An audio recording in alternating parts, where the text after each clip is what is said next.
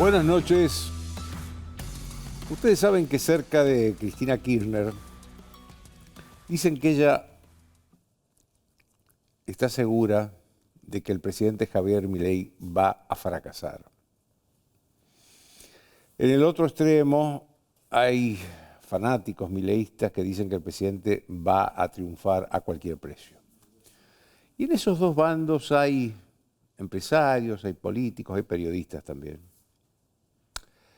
Lo primero que hay que señalar es que desear el fracaso de un gobierno, de cualquier gobierno, es poner la ideología por encima de la sensibilidad social y de la sensibilidad moral también. ¿Por qué la sensibilidad social y la sensibilidad moral? Porque el fracaso de un gobierno, vuelvo a decir, de cualquier gobierno, significa un enorme sufrimiento social. ¿Acaso no hubo sufrimiento social con el fracaso de Alberto Fernández? ¿No hubo sufrimiento social con el fracaso de Cristina Kirchner? ¿No hubo fracaso social en los 2 últimos años de Mauricio Macri cuando tuvo que ir al Fondo Monetario Internacional y aplicar una política de déficit cero?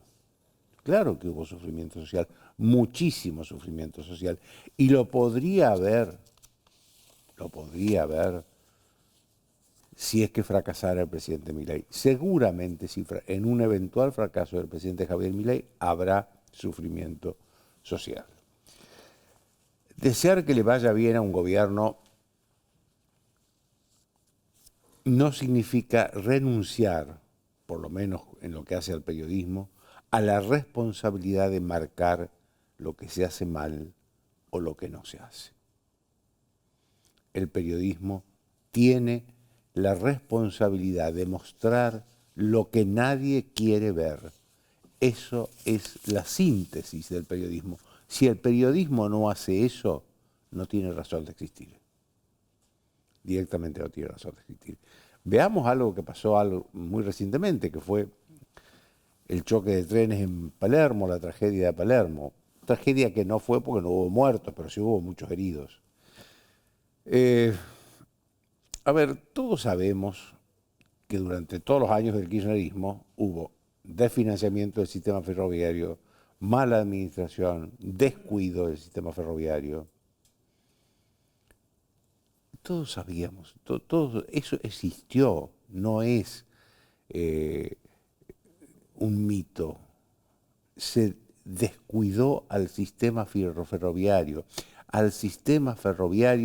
que transporta en las cercanías de Buenos Aires a millones de personas por día. Hubo corrupción en el kirchnerismo con el sistema ferroviario. Un funcionario fue juzgado y condenado, Ricardo Jaime, secretario de Transporte. Un ministro, Julio De Vido, por la tragedia de Once, fue juzgado y condenado. Eso es el pasado, que existió y está presente.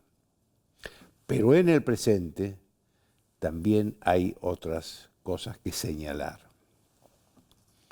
El gobierno decidió la emergencia ferroviaria, nadie sabe muy bien qué significa eso o qué va a significar eso, pero debería significar un plan claro de inversión en el sistema ferroviario. Vuelvo a repetir, en un sistema de transporte público que transporta diariamente en las cercanías de Buenos Aires a millones de personas que viajan con temor y con riesgo. La respuesta que viene dando el gobierno desde que asumió esto de no hay plata, yo creo que ya no es seria y no tiene sentido. Aun cuando no haya plata, aun cuando yo no descarto que no haya plata. Ahora, seguramente hay muchas áreas del gobierno donde todavía se sigue malgastando dinero del Estado. Habría que sacar la plata de ahí para llevarla al sistema ferroviario. Ese es el trabajo del Estado, administrar las necesidades de la sociedad. Eso es lo que hace el gobierno de Estados Unidos, el gobierno de Alemania, el gobierno de Francia, el gobierno de Inglaterra, todos los gobiernos serios del mundo. Otro tema para destacar. Fíjense que Juan Carlos de Pablo, que siempre está acá, y lo queremos y lo respetamos mucho, acaba de decir que, ojo, que puede haber un atraso cambiario que esté levantando el precio de las cosas en dólares. Ojo, los argentinos no ganamos en dólares. Yo no me explico, esto lo voy a hablar después con José Luis Esper, que está ya en el estudio, yo no me explico por qué el gobierno de Milei no abrió ya rápidamente las importaciones para que compitan con la producción nacional. Digo el gobierno de Milei porque es lo que piensa el gobierno de Milei. Yo no le puedo pedir eso a un gobierno que no piensa eso, pero el gobierno de Milei piensa que eso se debe hacer. No sé por qué se demoran tanto. Hay cosas, hay silencios que a mí me llaman la atención. El precio de los medicamentos, por ejemplo. Se habla del precio de la lechuga, pero el precio de los medicamentos no habla nadie. La continuidad de los subsidios a los empresarios de Tierra del Fuego, que son más de 2.000 millones de dólares anuales. Y siguen ahí, nadie habla de eso. Son derechos adquiridos. Y todo está de derechos adquiridos. Si vamos a hablar de derechos adquiridos, entonces no se puede hacer nada. Por supuesto que el gobierno tiene razón cuando se enfrenta con la CGT. No hubo un gobierno que haya devaluado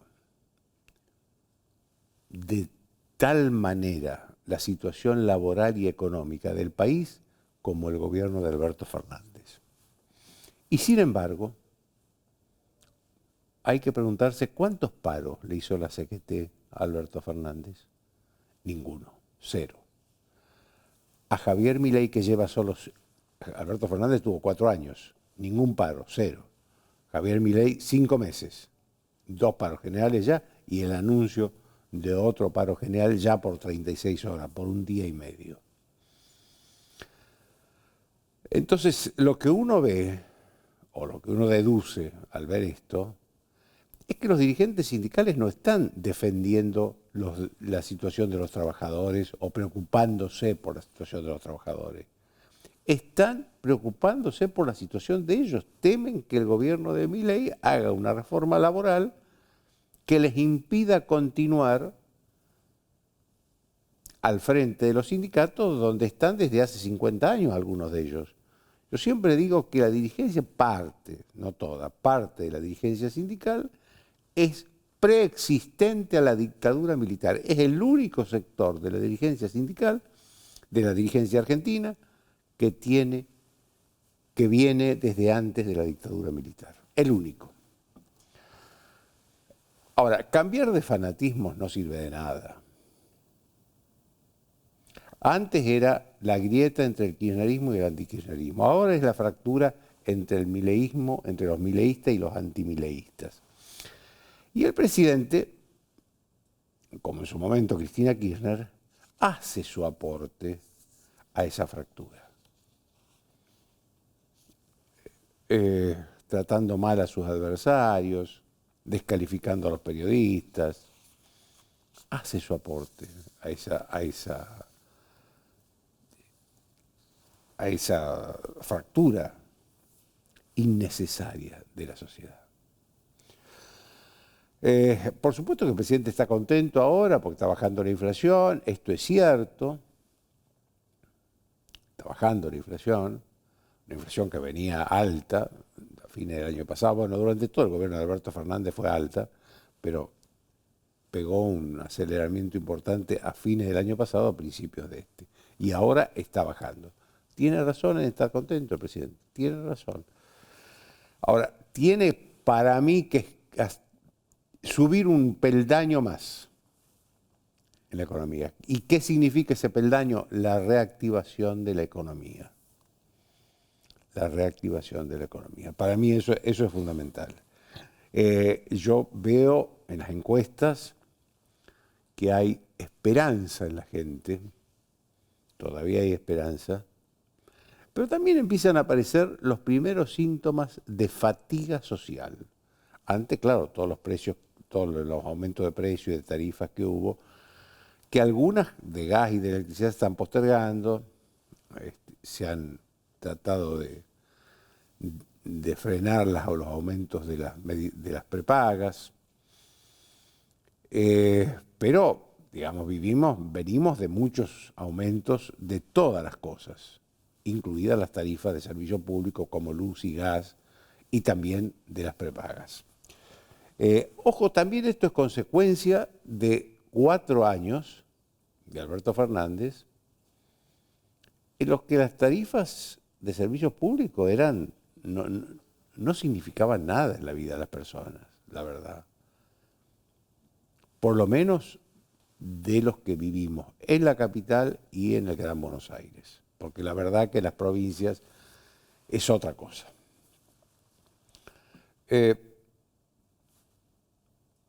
También había los precios comunes, los precios de las cosas, los precios privados, estaban pisados, estaban congelados.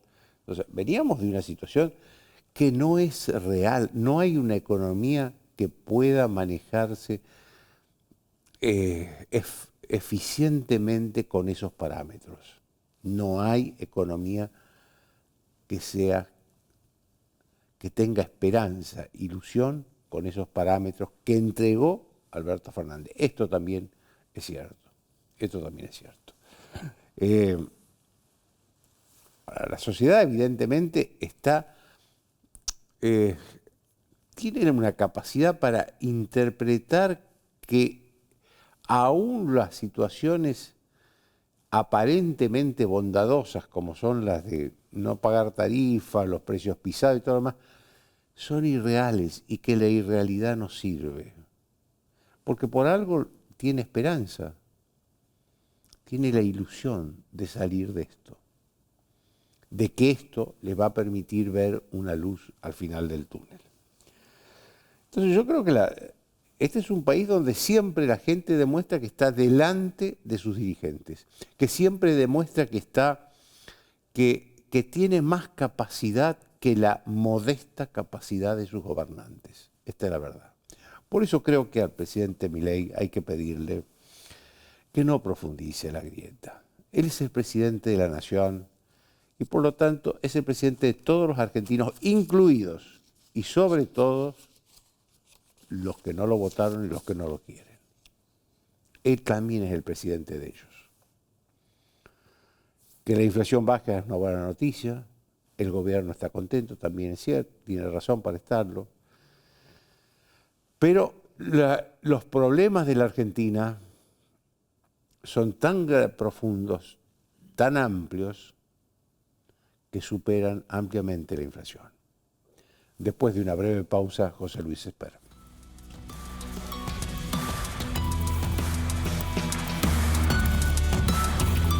Auspician desde el llano.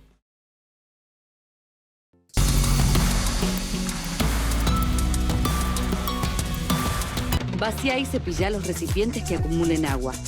Tira agua hirviendo en desagües y rejillas y coloca mosquiteros. Juntos podemos prevenir el dengue. Más información en buenosaires.gov.ar/dengue. Buenos Aires Ciudad.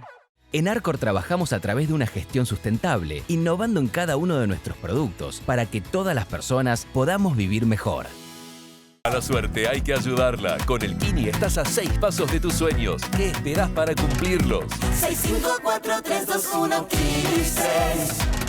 ¿Estás listo para experimentar la revolución de la movilidad? Grupo Corben es referente en soluciones de movilidad y redefine las reglas en sintonía con el futuro para que puedas moverte y vivir al ritmo de tus sueños.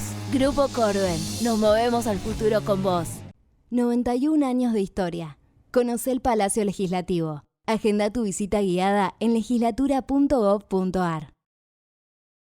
Legislatura porteña. Nos une a la ciudad.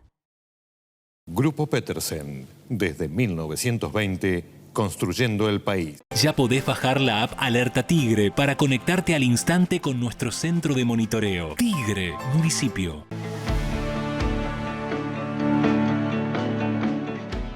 En Vicente López, invertimos en tecnología para combatir el delito.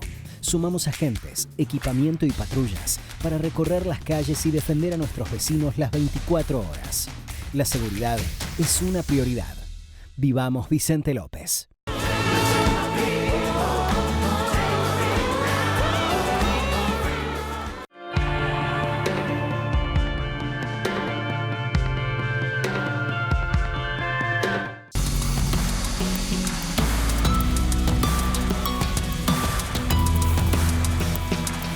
Bien, como les dije, José Luis Esper, diputado de La Libertad Avanza. Muy buenas noches. Buenas noches. Lo primero que te quiero preguntar es sobre el paro de la CGT, porque vos también sos economista. Entonces te quería preguntar, ¿cuál es la situación de los trabajadores para que ya le hayan hecho 2 paros a Milei la CGT? Bueno, lo que estamos asistiendo ya hace tiempo es a una desnaturalización total del movimiento sindical en la Argentina, que tiene claramente signo partidario. Si no, nos explica cómo no le hicieron ningún paro a Alberto Fernández, que hizo una cuarentena criminal, porque mató gente por no haberse tirado de cabeza sobre la Pfizer por cuestiones geopolíticas. Recordemos aquella famosa asesora de él que lo reconoció sin pudor, que por la cuestión geopolítica con Rusia y China... En el mejor de los casos, digamos que fue una cuestión geopolítica. Okay. Con la cuarentena asesina, Alberto Fernández mandó al muere a centenares de comerciantes, trabajadores, industrias, productores agropecuarios, etcétera, y no le hicieron un paro, y a Javier Milei ya le han hecho 2 y amenazan con un tercero, un presidente que evitó una hiperinflación, y evitar una hiperinflación siempre tiene costos para el presidente que la evita. El que lo niegue está hablando desde el tierraplanismo. Así que es claramente un movimiento sindical completamente prostituido por lo corruptos que son, por lo mafiosos que son, y completamente desnaturalizado porque no defienden a los trabajadores. Son parte de las corporaciones o las castas que han destruido a Argentina. Mirá, hay 2 cosas que un sindicalista que defienda a los trabajadores realmente hace. Primero, ser un gran monetarista. Porque como la inflación es un fenómeno monetario, lo primero que te va a defender un sindicalista es que no haya emisión monetaria, que no haya déficit fiscal, para que no haya inflación que se coma los salarios. Yo nunca escuché a ningún sindicalista argentino preocupado por la emisión monetaria y preocupado por el déficit fiscal. Al contrario, quieren más gasto público, o sea, esta gente no entiende nada. 2, yo no entiendo cómo hay dirigentes sindicales en Argentina que se precien de tal cuando no quieren una reforma laboral. Porque estas leyes laborales, entre otras cosas, han provocado que la mitad de la clase trabajadora, vos, yo, los chicos que están detrás de cámara, los que nos están viendo del otro lado, trabajan en negro, completamente precarizados, sin vacaciones, sin aguinaldo, sin medicina, sin seguro provisional. Y los tipos no te quieren hacer una reforma laboral. Es más, pongámoslo sobre la mesa, porque lo leí. La ley Bases tiene adentro una mini reforma laboral que entró a diputados con 60 artículos y terminó saliendo diputado con solo 16. Los 34 que volaron es porque la dirigencia sindical tiene mucho peso en el Congreso y evitó que una ley que tenía 64 artículos y terminó con 16. ¿Eso va a seguir así en el Senado? No lo sé, no lo sé. Pero te quiero decir... Bueno, ahora vamos a hablar con el senador Abad, que está acá. Te quiero decir... 16 artículos, ni siquiera se bancan 16 artículos. Pero por Dios. ¿Pero qué 16, dice? no, pero espera, y ninguno de los 16 artículos tocan los intereses de ellos encima. Simplemente el resumen de los 16 artículos que tiene la ley base de reforma laboral, donde hay uno que dice groseramente que se extiende el periodo de prueba de 3 a 8 meses, otro que elimina la multa para las pymes, tiene que ver otro que la relación establece un fondo de cese, o sea, tiene que ver con la empresa, no con ellos. Tiene que ver con la relación de la empresa con los trabajadores, claro, no con que ellos. Se queden tranquilos los sindigarcas de Argentina, que no se les ha tocado la cuota sindical, la cuota solidaria, la ultraactividad, sigue habiendo unicato sindical, en Argentina no hay democracia sindical. Los convenios colectivos, la negociación sigue completamente centralizada. Acá nadie puede firmar un convenio colectivo empresa por empresa. O sea, los privilegios de ellos, con motivo de que no estaban los votos en diputados para avanzar contra estos sindigarcas, como no estaban, directamente se sacaron, porque ¿qué sentido tiene luchar por una ley que sabe que no te la votan?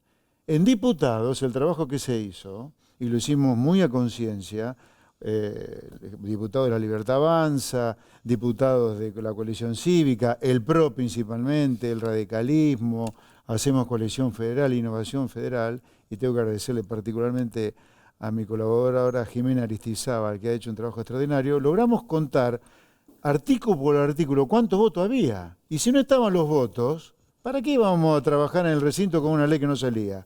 Que se queden tranquilos, Sindigarca, que todavía siguen teniendo una alta presión adentro del Congreso argentino.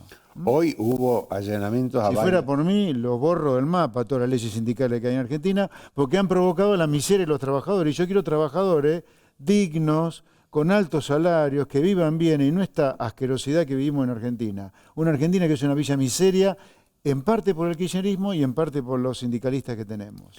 Hoy hubo allanamientos a varios dirigentes del Polo Obrero por denuncias de extorsión piquetera, digamos. Sí.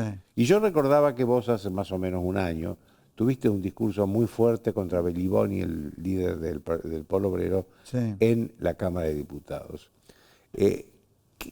¿Cómo interpretás eso de hoy, ese allanamiento? Bueno, a ver, para que se nos prendan las luces, porque por afuera del gobierno liberal que tenemos presidido por Milei es el abismo el que hay en general, salvo alguna honrosa excepción con los cuales acabo de nombrar. El PRO, el radicalismo, la coalición cívica, hacemos innovación, se trabaja bien, con límite, pero se trabaja bien. Ahora, el kirchnerismo y su furgón de cola a la izquierda es la lacra, es el estiércol de la dirigencia argentina. Y la versión, yo te diría, pesada del estiércol que es cierta dirigencia argentina son los movimientos piqueteros. Sí, son estiércol, son la peor basura que hay sobre la tierra, peor que los sindicalistas argentinos. ¿Por qué? Porque ellos lucran con la gente que está fuera del sistema. Beliboni es un delincuente, yo ya lo dije en el Pleno de Diputados el 28 de febrero del año pasado, está el video. Beliboni es un delincuente. ¿Por qué? Pero no por esto solamente, es un delincuente porque ha evitado que las empresas distribuyan su mercadería, ha bloqueado empresas, ha cortado calles a mansalva, cosa que está penado por el Código Penal, es anticonstitucional.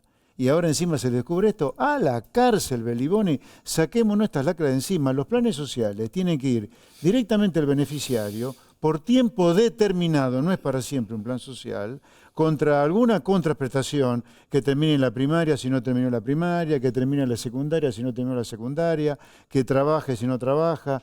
Pero el plan social, para que haya trabajo digno en Argentina, tiene que ser muy transitorio, condicionado y de manera directa a la persona que está sin ninguna viabilidad de corto plazo. Inviabilidad, que no es por culpa de la gente que ha perdido su comercio, su talabartería, su zapatería, su carnicería.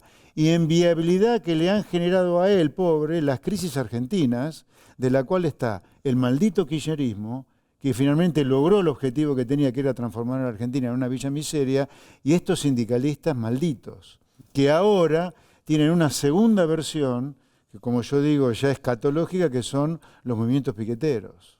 Déjame que te haga una pregunta sobre dos temas que no se hablan y que lo mencioné recién cuando hablaba, que es el tema de los precios de los medicamentos, porque acá se habla de la lechuga, pero no se habla de los medicamentos. Y el otro tema es los subsidios de los empresarios de Tierra del Fuego, que son más de 2.000 millones de dólares anuales. Sí. ¿Por qué no se habla? Bueno, a ver, empiezo con el último, si queda tiempo, obviamente, con todo gusto hablamos de los medicamentos, pero sobre el último, el tema Tierra del Fuego, que forma parte del conglomerado de la apertura económica en Argentina. Porque Tierra del Fuego tiene un gran costo fiscal por los impuestos que no se pagan en el territorio, que sí se pagan en el territorio, perdón, y no se pagan en Tierra del Fuego. Pero mucho peor que eso es el nivel de protección del cual goza la isla Tierra del Fuego como consecuencia de que los productos importados que se ensamblan, los productos que compiten con los productos que se ensamblan en Tierra del Fuego valen fortunas. Pero eso forma parte del problema de lo caro que son todos los productos que compiten con importación en Argentina. Un auto en Argentina sale como un transatlántico. ¿Dónde vos viste en un país civilizado donde la gente viva bien que tengas que pedir un crédito para comprar un auto? No existe eso. Ahora, pero o sea, un auto sale chauchi palito. Pero ¿por qué no se abre la importación para...? La importación, junto con Tierra del en la Fuego, concepción, yo no digo que todos estemos está en de el punto acuerdo, 10 del Pacto de Mayo. El punto 10 del Pacto de Mayo está la apertura económica, está todo lo que tiene que ver con el empresariado prebendario contra la casta empresaria. Ahora, ¿por qué está en el Pacto de Mayo? Porque requiere de leyes. Argentina tiene que abrirse al mundo, tiene que salirse o cambiar el Mercosur. Eso es resorte del Parlamento argentino. Entonces, por eso está en el punto 10. Pero es para discutir ahora, antes del 25 de mayo. Está ahí la apertura económica. Y sobre el precio de los medicamentos, acá la Comisión de Defensa de la Competencia tendrá que trabajar. Y si descubre que hay un cártel, como en el caso de la medicina prepaga, actuará en consecuencia como se hizo con la medicina prepaga. Porque en Argentina, eso lo tienen que tener claro los empresarios acá. Por ley de defensa de la competencia, por ley, está prohibido los acuerdos entre empresarios para no competir. O sea, la cartelización. Claro. Entonces, la cartelización va a ser penada por este gobierno, porque este gobierno liberal, como corresponde a un gobierno liberal, está siempre a favor de la gente. Y este gobierno de Javier Milei lo está y lo va a seguir estando. Y la apertura económica más Tierra del Fuego está dentro del punto 10 del Pacto de Mayo. Vos que hablás con el presidente, sí. ¿Lo notás optimista? ¿Lo notás agobiado por la cantidad de problemas? No, yo lo noto muy centrado, muy parado sobre sí mismo. Sabemos que los problemas iban a ser grandes, sabemos que el kirchnerismo es miserable y va a tratar de que esto fracase simplemente para salvar su ropa. Dicho sea de paso, o sea, el presidente lo vio bárbaro. Dicho sea de paso sobre el kirchnerismo. Vos fíjate lo que es el kirchnerismo. Kicillof, gobernador de la provincia, que gobierna la provincia de Buenos Aires que recibe 40 pesos de coparticipación de cada 100 que aporta, repito, de cada 100 que aporta recibe 40, en lugar de ir al Pacto de Mayo, donde el punto 5 dice que se va a trabajar sobre una nueva coparticipación, para que no la perjudique tanto la provincia de Buenos Aires, dice que no va a ir al Pacto de Mayo y se asocia en ese no ir al Pacto de Mayo con provincias que reciben 3 veces más de lo que aportan. La Rioja, Formosa y Tierra del Fuego. O sea, Kicillof se fuma en pipa a los bonaerenses o permite que se fumen en pipa a los bonaerenses el gobernador de La Rioja, el gobernador de Formosa y el gobernador de Tierra del Fuego. Kicillof es parte de la rancia casta política argentina. No le importan los bonaerenses, solo le importan sus intereses políticos de corto plazo. ¿Vos crees que va a haber una recuperación económica en el breve plazo? Porque viste que están algunos que dicen ahora no va a ser en B corta, sino en U, porque va a ser una recesión más larga de la prevista. ¿Cómo, vos que también sos economista, cómo? Mira, yo estoy muy cerca de Javier Milei porque soy amigo de Javier, somos amigos, nos conocemos hace mucho y estamos trabajando juntos, pero ante todo somos profesionales muy fríos en esto. Esto hay que ser frío. ¿La inflación bajó? Sí, bajó. La actividad económica, yo te diría, está por encontrar un piso en la caída que nos ha dejado en el recontra subsuelo, así que la recuperación va a venir en la segunda parte del año. Ahora, como va a ser con respecto a un recontra subsuelo, que es a donde lo dejó el maldito kirchnerismo, todo el resto del año va a haber gente que te va a decir seguimos en recesión. ¿Por qué? Porque vamos a ir estando abajo del mismo periodo del año anterior, pero vamos a estar saliendo del subsuelo en el cual nos dejaron. Eso yo no tengo duda. Va a haber crecimiento del empleo, va a haber crecimiento de los salarios reales respecto de los pisos en los cuales nos dejó el kirchnerismo. Hay esperanza, hay una luz al final del túnel que no es un tren que viene de frente, pero lamentablemente, como el esfuerzo que se está haciendo es dejar lejos la hiperinflación, eso tiene sus costos y agradezco, por supuesto, que la gente nos está acompañando. Te hago una última pregunta y que tiene que ver con el sindicalismo. Pablo Moyano tiene una cuestión personal con vos.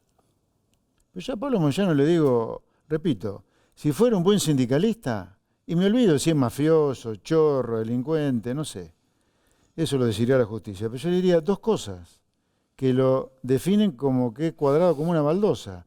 Si fuera un buen sindicalista que realmente le importa el trabajador, sería monetarista y querría cambiar todas las leyes laborales que han provocado que la mitad de los que él supuestamente defiende, 8 millones de trabajadores, estén en negro. Yo al señor Pablo Moyano lo invito a debatir a donde quiere y cuando quiera, pero debatamos lo mal que se hacen las cosas en Argentina. Ya lo invitaste a Moyano. Ya lo invitaste a Moyano a debatir. ¿Él te contestó, te dijo algo? No. Solamente hasta ahora se ve que el idioma de él es medio gutural, solamente emite ruidos, gritos, pero pensar todavía no le llega a la Gualtanque, me parece. Pero cuando quieras, Pablito Moyano, menos mafia y más debate, ¿te parece? Gracias. Un placer. Muchas gracias, José Luis. Después de una pausa, el gobernador de Córdoba, Martín Yarlora.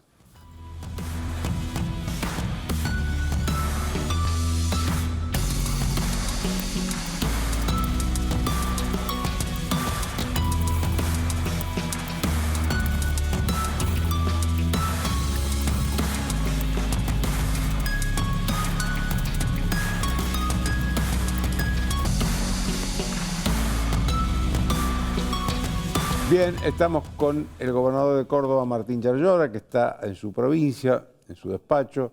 Buenas noches, gobernador. Muchísimas gracias por estar esta noche, por disponer de unos minutos para estar con nosotros. La primera pregunta que le quiero hacer es cómo ve la situación económica nacional desde una provincia una de las provincias más importantes del país como es Córdoba.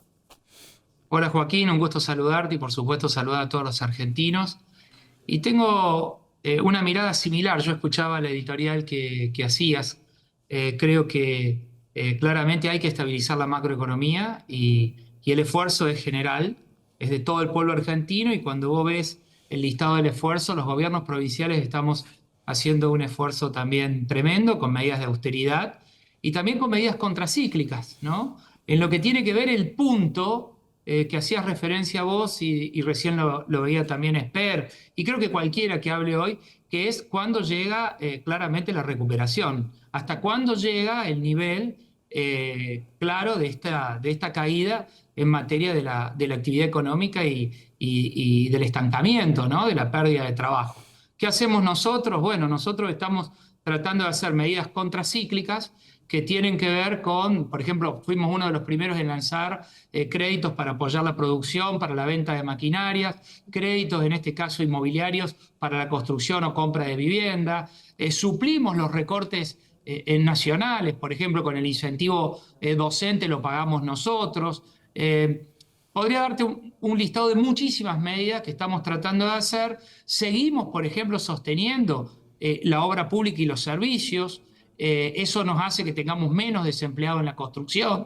Digo, estamos haciendo y colaborando con el gobierno nacional con medidas contracíclicas. Ahora bien, una provincia o un municipio no puede remar contra la corriente. Entonces, creo que tenemos una esperanza, que esa esperanza el pueblo argentino la está depositando en el gobierno nacional, que se está haciendo un tremendo esfuerzo, pero que tiene que empezar a funcionar claramente y a dar sentidos de una mejora productiva rápidamente, y por supuesto que estas medidas de ajuste que hoy se paralizaron como tarifas o determinadas cosas, claramente hay que darle un respiro porque la sociedad no da más y muchas pymes no tienen ya a quién venderle, ¿no?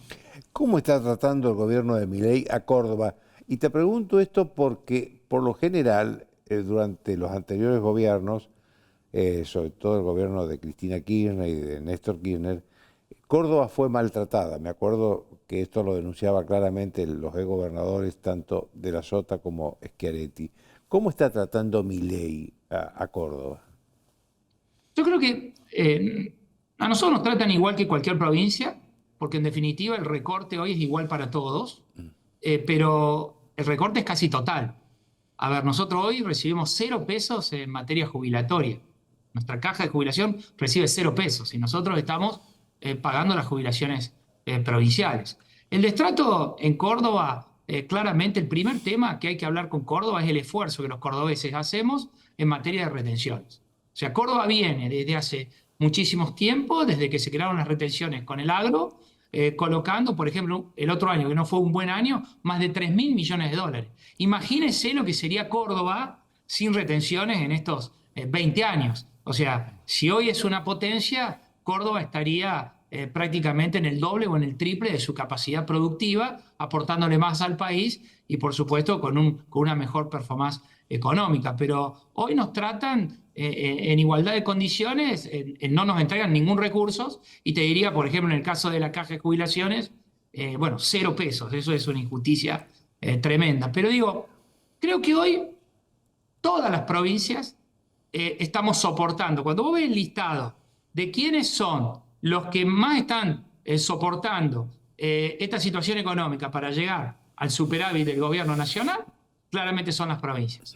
En el listado, ¿no? Cuando sumas todas las transferencias, esto y lo otro, y además, por supuesto, la licuadora, ¿no? La licuación. Ahora bien, ¿qué estamos haciendo? Bueno, nosotros estamos todavía sosteniendo el superávit. Eso es un esfuerzo tremendo que estamos haciendo. E inyectando recursos para sostener la economía y el empleo. Ahora, necesitamos que este esfuerzo que la Argentina está haciendo, y que estamos haciendo todos, y que las provincias también lo estamos haciendo con medidas de austeridad, bueno, yo te escuchaba a vos, y acordate el primer programa que estuve yendo, te decía, un plan fiscal necesita en un momento un plan productivo que pueda sostener el plan fiscal. Porque si no, el plan fiscal después no se te vuelve sostenible por la caída de la producción y por la caída del empleo. Entonces, creo que el gobierno tiene claramente que empezar, ahora lo vi al Banco Nación con créditos, por ejemplo, hipotecarios. Bueno, no se puede enfriar la economía para volver a una recesión y después esperar que esto sea una B. Claramente hay que tomar medidas productivas para proteger el empleo. Nosotros somos desarrollistas, productivistas, y para nosotros gobernar es generar trabajo.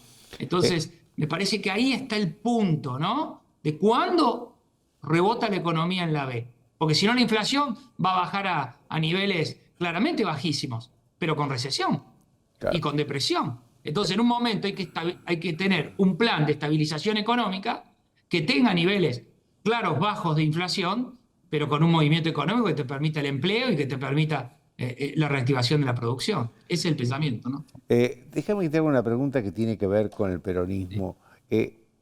¿Imaginás una renovación peronista? Inclusive hay gente que habla de dos referentes de esa renovación peronista. Uno es el gobernador de Córdoba, Martín Yarlora, que está con nosotros esta noche, y el otro es el gobernador de la provincia de Buenos Aires, Axel Kicillof. ¿Ves esa renovación posible o necesaria? Yo creo, primero nosotros tenemos un gran referente que a mí me hubiera gustado que sea presidente, que es Juan Schiaretti. Y yo creo que ese espacio de esa Argentina posible, con una estabilización macroeconómica, pero con un plan productivo, que es lo que hoy nos está faltando, es la Argentina con la cual yo sueño. Entonces, claramente, al no llegar Juan Schiaretti, que nosotros lo vemos con amplias posibilidades de poder seguir construyendo y contribuyendo a la Argentina, creo que ese es un programa. Y Juan y nosotros no pensamos en un espacio solo del justicialismo. Nosotros somos un partido cordobés, mi vicegobernador es del radicalismo, en el ministerio tenemos de todas las expresiones políticas. Entonces, yo creo que el próximo espacio, sea el que es, hoy tiene que ser un espacio colaborativo, ¿no? Por eso vamos a estar acompañando el Pacto de Mayo, pero el próximo espacio no tiene que ser un espacio claramente definido solo del justicialismo, si querés, o del peronismo. Tiene que ser un amplio espacio. Ahora, creo que el Pacto de Mayo, voy a ir un poco más, marca pautas desde las cuales, desde esas pautas van a alargar los próximos espacios. A ver, hoy no puede haber un dirigente que se pueda sentar y decir yo quiero construir una Argentina en la cual no podamos tener superávit, ¿no? Uno puede tener una deuda en un momento, bueno, eso tiene que ser para inversión estructural, competitiva. No podemos discutir que no necesitamos una reforma tributaria, no podemos discutir que no necesitamos una reforma en materia de coparticipación, una Argentina integrada al mundo, bueno, las reformas que un país normal tiene que tener. Sobre ese marco, después uno puede tener matices. Entonces creo, Joaquín, que nosotros hoy tenemos que colaborar. ¿Cuál es la primera actitud que creo que tiene que tener hoy el justicialismo? Es el de colaborar, digamos, frente a un gobierno que recién inicia. Lo que tiene que ser una oposición es una oposición que marque diferencias, como vos sabés que la he hecho, y en defensa de la producción, en defensa de los intereses de la provincia, pero tenemos que dotar de elementos de institucionalidad para que todo este esfuerzo que estamos haciendo el pueblo argentino no caiga en vano. Ahora bien, hay que marcar los puntos. A ver, nosotros no podemos sacrificar la educación pública nacional, las universidades. Podemos cambiar el sistema y pedirle otras cosas al sistema, pero no podemos desfinanciarlo. Nosotros no podemos seguir en un plan de esta manera y ver que se destruyan las pymes una por una. Necesitamos estabilizar la macroeconomía, pero necesitamos un plan productivo. Ahora, también nos tienen que ver a nosotros acompañar el desarrollo minero, el desarrollo petrolero, la modernización laboral y muchas situaciones que los países tenemos que encarar y tenemos que hacer si queremos ser un país en donde no reine la pobreza, sino que reine el progreso. Te agradezco mucho, gobernador, que tengas muy buenas noches y gracias de nuevo, Joaquín, por estar con nosotros hoy. No, gracias a vos por invitarnos. Después de una pausa, el senador Maximiliano Abad, que es el senador por la provincia de Buenos Aires, y con él vamos a tratar los temas del Senado, donde se están resolviendo muchos temas importantes. Después de la pausa.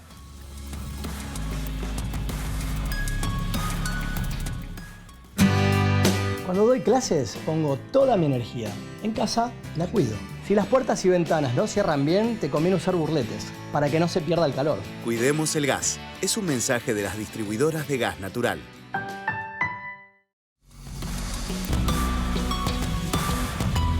Bien, como les dije, estoy con el senador radical de la provincia de Buenos Aires, Maximiliano Abad. En el Senado se están resolviendo muchas cosas importantes en este momento. Por ejemplo, la que le voy a preguntar a usted, ¿va a votar el radicalismo o va a salir aprobada la ley Bases? Porque ya fue aprobada por diputados con modificaciones. Ahora tiene que revisarla el Senado y aprobarla o modificarla, y si la modifica tiene que volver a diputados. ¿Cuál imagina usted que va a ser la situación? Primero, Joaquín, déjeme decirle y hacerle una reflexión de cómo llegamos a la ley base. La Argentina en los últimos tiempos pasó del mercadocentrismo al estadocentrismo y viceversa. Y cada vez que llega a un extremo, quiere aniquilar todo lo anterior. Por eso yo estoy convencido que en la Argentina el verdadero cambio es ser reformista. Eso implica dejar de lado lo que está mal, corregir los errores, dejar las cosas que están bien, es decir, trabajar no ser revolucionario, sino reformista. Para el progreso, para el desarrollo y la modernidad. Y así nos metimos de lleno en la ley Bases.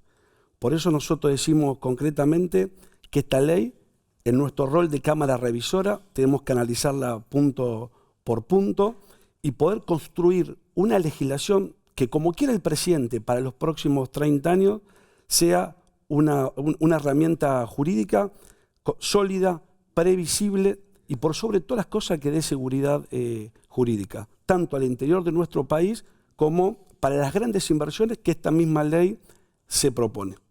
Una vez dicho esto, estoy absolutamente convencido que cualquier gobierno se merece tener herramientas. Ahora, esta ley arrancó desde un origen con muchas asimetrías. Esta ley beneficia, de mi punto de vista, a los que más tienen, a partir de los bienes personales. Perjudica a la clase media, que viene muy golpeada en la Argentina. Se ha hablado mucho acá en este programa y todos coinciden. Por supuesto que todos aspiran a que haya una evolución. Una reactivación de la clase. Exactamente. Pero está golpeada y volvemos a incorporar el impuesto a las ganancias. Y por el otro lado, se sacó el monotributo social, que es mandar a los sectores menos pudientes a la informalidad. Por eso yo creo que hay que corregir asimetrías. Estamos absolutamente de acuerdo con el régimen de grandes inversiones, pero hay que proteger la industria nacional. Estamos a favor, ¿no es cierto?, de que haya impuestos a la ganancia, porque es un régimen absolutamente progresivo. Pero también queremos que esa clase media pueda deducir impuestos a la ganancia en leyes que hoy tiene la Argentina, que datan del año 2000, y que hoy vuelve a haber crédito hipotecario. Senador, por lo que lo escucho, usted va a votar, pero con reformas al proyecto que fue de diputados. Hay que corregir asimetrías y hay que hacer una ley que sea sólida y que sea para los tiempos que vienen y que brinde, por sobre todas las cosas, seguridad jurídica. Déjeme hacerle otra pregunta sobre las decisiones que tiene que tomar el Senado. Una de ellas, importante, el acuerdo al juez Ariel Lijo para ser miembro de la Corte Suprema de Justicia. ¿Cómo cree usted que va a resultar esa votación? Lo primero que yo quiero decirle es que cuando el nombramiento de un juez de la Corte, yo lo asimilo a un proceso penal, en el cual en la primera tiene distintas etapas. Hay una etapa en la cual hay acusaciones, hay defensas, hay pruebas, y después el juez evalúa y toma decisión. El juez viene a ser el Senado. El senador. Nosotros hoy estamos en la etapa en la cual hubo impugnaciones, hubo adhesiones. Ahora hay que ver si el gobierno envía el pliego.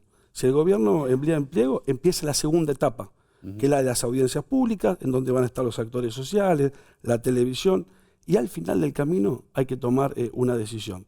Y estoy convencido que una decisión tan responsable como la de elegir un juez de la Corte, hay que tomarla con todos los elementos, y que no hay que anticipar una decisión hasta que uno evalúe profundamente todo el proceso. Pero el juez, el hijo, ha sido muy cuestionado. Pero Joaquín, es como que el juez le diga al fiscal en el medio del proceso que va a emitir declaración, va a emitir sentencia. Claro. La sentencia es al final. Los jueces hablan por su sentencia, los senadores por sus votos. Claro. Dígame, senador, una pregunta ya más partidaria. Usted vivió y fue elegido en su momento por Juntos por el Cambio. ¿Existe Juntos por el Cambio todavía o la oposición a Milei necesita una nueva alianza que no sea Juntos por el Cambio? No hay coalición desde el momento que los partidos políticos no trabajan en forma conjunta. No tienen mesas en las cuales evalúan y caracterizan la realidad y toman posición sobre los temas. Entonces, en los hechos, Juntos por el Cambio, Cambiemos, como quieras llamarlo, no existe más.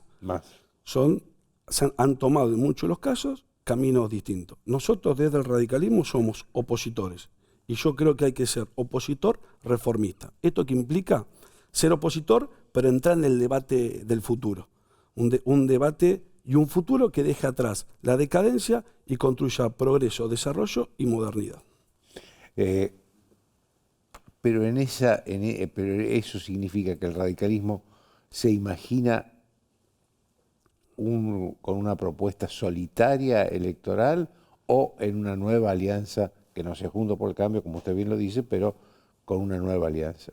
Yo creo que las coaliciones llegaron para quedarse en la Argentina. Y se construirán distintas coaliciones en función de los denominadores comunes. Nosotros desde la oposición vamos a tratar de construir una alternativa para hacer el gobierno en el año 2027, con una primera etapa en el año 2025. Pero hoy, Joaquín, todo es muy prematuro. Lo importante es generando los consensos y los acuerdos que permitan tener una misma posición sobre las políticas públicas que se van desarrollando y a partir de ahí ir construyendo esos denominadores comunes que nos van a permitir esta alternativa que desde el radicalismo vamos a construir. ¿Está conforme con la conducción de Martín Lustó del radicalismo? Le pregunto esto porque en la última votación que hubo, o una de las últimas votaciones en el Senado, la mayoría del bloque de senadores votó de manera distinta que el presidente del partido, que también es senador. Martín es una persona formada, capaz, con convicciones y que defiende su voto. Y a mí me parece que lo que el radicalismo tiene que hacer de acá para adelante es juntarse, gravitar y tener una orgánica fuerte entre el Comité Nacional, los bloques legislativos y los gobernadores, que permitan sentar posición, no solamente en lo inmediato con la ley base, sino también de cara al Pacto de Mayo. Yo no concibo un pacto en la Argentina en donde no estén tres temas fundamentales, y creo que el radicalismo tiene que proponerlo. La educación, la lucha contra el narcotráfico y la cuestión social. Porque no tiene que ser un pacto de adhesión, tiene que ser un pacto de concertación, en donde las distintas fuerzas puedan incorporar temas sobre los cuales hay que sentar las bases para la Argentina del futuro. Es decir, lo que usted dice es que debe haber un pacto, puede haber un pacto de Mayo, pero tiene que ser un pacto distinto del que propone el gobierno. No tengo ninguna duda. El pacto tiene que ser de concertación, no de adhesión. Porque la Argentina del futuro no se puede construir sin educación, sin ciencia y tecnología, no se puede construir sin que haya una política clara, profunda y definida de lucha contra el narcotráfico y sin dejando de lado la cuestión social. que estos 3 temas hoy no están en el Pacto de Mayo. Por eso el radicalismo tiene que juntarse y tiene que sentar posiciones para gravitar en el escenario público y desde ese lugar construir o ser eje de una gran coalición en el futuro que nos lleve nuevamente al poder. Senador, se nos terminó el tiempo a los dos, así que le agradezco mucho. Muchas gracias a usted, Joaquín. Y chao, hasta el lunes.